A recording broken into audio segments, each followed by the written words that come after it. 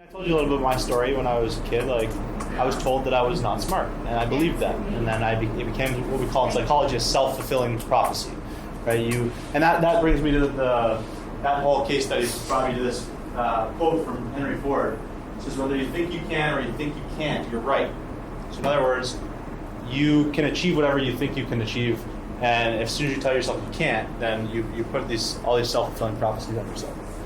I have a quote here from Malcolm Gladwell that I think goes along with this pretty appropriately. It says, in order to learn the things that really in order to learn the things that really need to be learned, we require a certain level of adversity.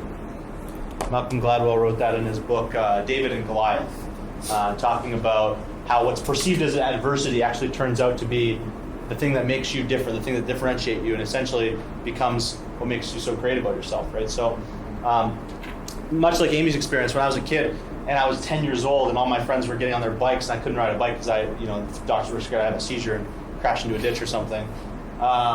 If you'd asked me, would I trade my brain in for one that doesn't have seizures, I would have said, yeah, heck yeah. I want to do all these things my friends are doing. But had I not had that experience, I would have never found a passion for special education. I would have probably not gone into teaching because that wouldn't have been on my mind at all.